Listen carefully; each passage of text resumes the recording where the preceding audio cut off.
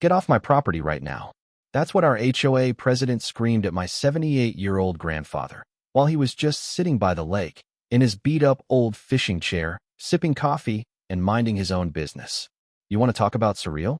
Try watching a woman in a designer blazer dial 911 on a man who spent the last 15 years catching sunfish and telling stories to the ducks. I remember standing there, clutching my phone, feeling this mix of fury and disbelief. Like, is this really my life now? They handed him a $500 citation for trespassing, but that ticket was the beginning of the end for the folks who thought they ran this place.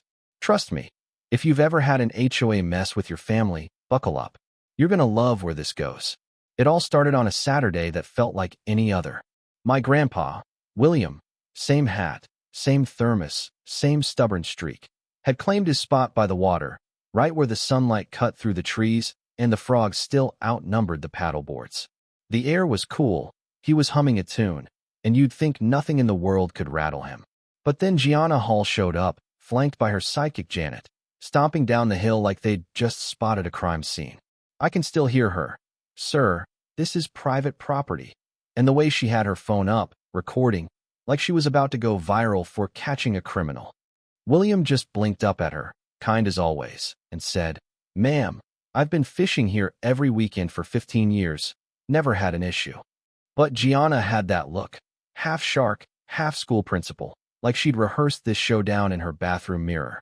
She demanded to search his tackle box, and suddenly Grandpa looked nervous. There was something about the way he tried to hide this old little storage device, tucking it into the side pocket like a secret. That's when it hit me. This wasn't about fishing. Not really. It was about power, about who got to say what was allowed and who didn't. So I did what any ticked-off grandson would do. I started Googling. 3 minutes later, I thought I had her. Public waterway, county lines, property rights, all right there on my screen. I strutted over, waving my phone, feeling like I'd just cracked the Da Vinci Code. Actually, Gianna, you're wrong, I said, like a real Perry Mason. This is public access. County records back me up. And for a second, I swear, I felt like the room was mine. But she just smiled. One of those predator smiles that makes you want to check your wallet. Out comes this fat manila folder, real official, stamped and notarized, like she's been waiting years for someone to challenge her. Online maps are cute, she said, spreading her papers all over the picnic table. But I have county-certified easements. I felt my confidence evaporate on the spot. Of course, that's when the cops arrived. 2 of them, looking like they'd rather be anywhere but here. Officer Miller, the older one, just listened while I waved my phone, and then he pointed at Gianna's paperwork. "Sorry, son, apps aren't legal documents. These are. $500 citation, payable in 10 days. Or take it to court." And with that, my grandfather, proud, stubborn, never back down William, just wilted. You ever see someone lose a little piece of themselves? That was him, clutching that pink slip like it was a death notice. But I couldn't shake how Gianna kept eyeing his tackle box, how she lingered over that old device he tried to hide. Why would an HOA president care so much about a gadget in a fisherman's gear? And there was something weird about the citation, too, a map code that didn't match anything on the HOA's own website. It felt like the kind of detail you'd miss if you weren't obsessing over every inch of this mess. But I was. And it only got weirder from there. That night, I couldn't sleep. I dug deeper. County records, HOA minutes, property transfers. Turns out, Gianna had been involved in 17 property disputes since taking over as president. Not exactly the good neighbor type, you know. By Tuesday, I was tailing her around town. Yes, I know, totally nuts. But every lead pointed back to one thing: money. Big money. Properties flipped, violations manufactured, cash moving through shell companies. My engineering brain started seeing patterns. $200,000 here, $500,000 there, all tied to families who'd been hit with sudden violations and forced to sell low. So I confronted her, right in the produce aisle at Miller's Market. I laid out my photos, my charts, my evidence. And you know what she did? She laughed. Not a big laugh, but that courtroom smirk you only see on people who know they've already won. She pointed at one of my photos. "Funny, I was in Denver that week. Care to explain your timeline?" And my stomach dropped. She was right. Somehow my timestamp was off. I'd been set up. Security came. They pulled me into the back room, surveillance photos of me, for days worth, tracking my every move. Looks like harassment, the manager said. You're lucky we're not calling the real police. I left there feeling like I'd fallen into a trap, like the whole thing had been orchestrated just to make me look like the bad guy. That night, my wife Lena started packing her bags. You're obsessed with conspiracy theories, she said. I can't do this. I knew I'd lost her trust, maybe for good. But then Janet Thompson, yeah, Gianna's shadow, showed up at my door. Someone wanted you to have this, she whispered, handing me an envelope. Inside, photos of me, taken when I thought I was alone. Someone had been watching me watching Gianna. That's when I realized I wasn't the only one digging. And maybe I wasn't the only target. A message popped up on Facebook. Marcus Rivera. I know what's really going on. Coffee tomorrow. No mutual friends. No real history. But at this point, what did I have left to lose?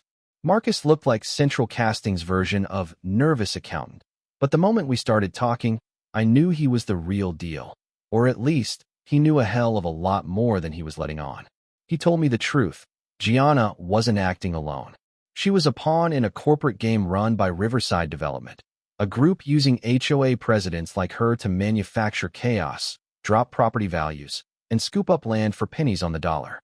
He pulled out emails, contracts, even maps with red lines circling Grandpa's fishing spot.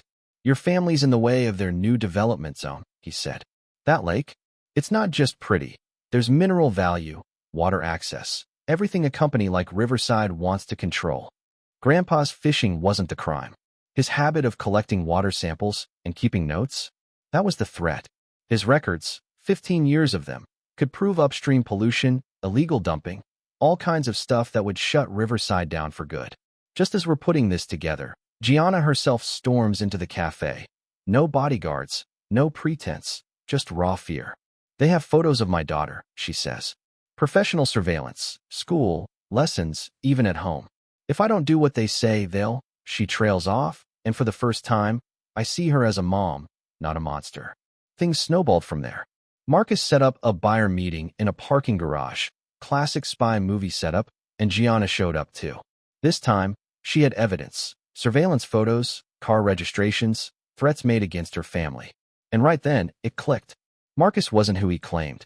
Gianna recognized him from Riverside's own meetings. The accountant was actually the inside man, the guy sent to find out exactly how much evidence Grandpa had collected. The next day, I walked straight into the county sheriff's office, dropped every piece of documentation, photos, maps, timestamps, on Detective Rodriguez's desk, and begged her to look at the surveillance of Emma and the paper trail connecting it all back to Riverside. She did. And just like that, the wheels of real justice started turning. The community meeting that followed was like something out of a movie. Hundreds of neighbors packed in, tempers high, everyone wondering if the rumors were true. Marcus, now David Harris from Riverside, showed up with lawyers, trying to turn the whole thing on us, painting me as some conspiracy nut who stalked his own neighbors. But when I plugged in my own laptop and projected the truth, matching DMV headshots, emails, proof of child surveillance, the mood shifted in an instant. People gasped, parents stood up, the entire crowd erupted. And that's when Detective Rodriguez came in, badge shining, warrant in hand. David Harris, aka Marcus Rivera, you're under arrest for conspiracy, extortion, and harassment of minors. The handcuffs echoed like a gavel. Even with Marcus in cuffs, Riverside went nuclear. Lawsuits, threats, the whole 9 yards. They sued me, Lena, Janet, anyone who dared to speak up. We faced hundreds of thousands in legal bills, and for a minute, it felt like we'd traded one nightmare for another.